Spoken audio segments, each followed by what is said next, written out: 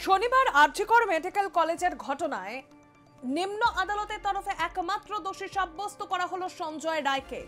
সোমবার তার সাজা ঘোষণা করা হয়। সাজা ঘোষণার কথা রয়েছে, কিন্তু এই মুহূর্তে দাঁড়িয়ে জেল সূত্রে যে খবর সামনে আসছে, শনিবার কারারক্ষীরা বারংবার কথা বলার চেষ্টা করেছিলেন সঞ্জয় রায়ের সঙ্গে, কিন্তু কোনো রকম কথা বলেনি সঞ্জয়, কারোর সঙ্গেই কোনো কথা সে বলেনি।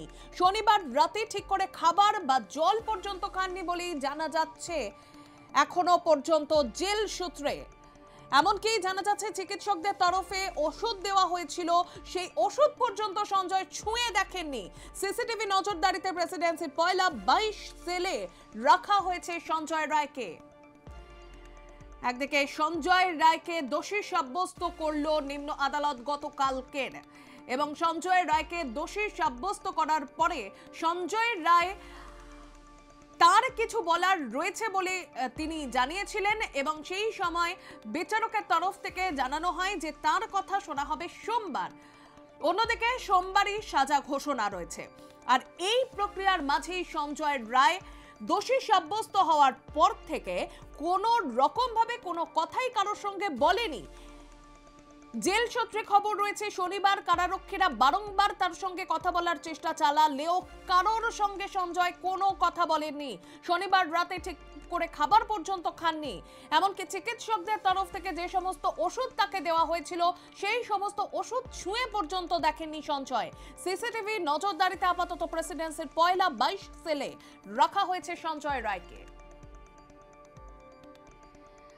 আপাতত জেলবন্দি রয়েছেন সঞ্জয় রায়। সিসিটিভি নজরদারিতে জেলবন্দি রয়েছে সঞ্জয় রায়। আগামীকাল সঞ্জয় রায়ের সাজা ঘোষণা হবে, সেই সঙ্গে বিচারকের তরফ থেকে জানানো হয় তার যা বলার রয়েছে সে সমস্ত কথা আগামীকালই শোনা হবে। আরজিকর কাণ্ডে ইতিমধ্যেই বিচার পেয়েছে নির্যাতিতার পরিবার, এবং টানা 5 মাসেরও বেশি সময় ধরে সিবিআই এর তরফ থেকে তদন্ত করা হয়েছে। তদন্ত শেষে সিবিআই এর তরফ থেকে চার্জশিট জমা দেওয়া হয়, যে চার্জশিটে এক এবং একমাত্র দোষী হিসেবে সঞ্জয় রায়ের নামই উঠে এসেছে।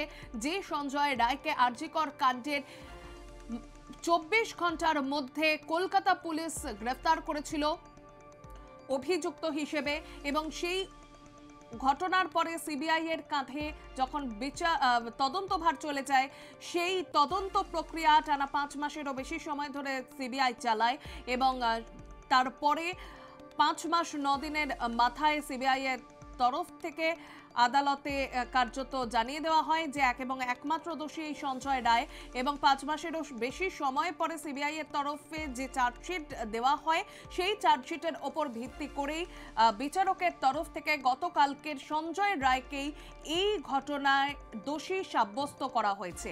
এবং তারপরে সঞ্জয় রায় কোনো রকমভাবে কারোর সঙ্গে কোনো কথা বলেনি, জেল সূত্রে তেমন খবর সামনে আসছে।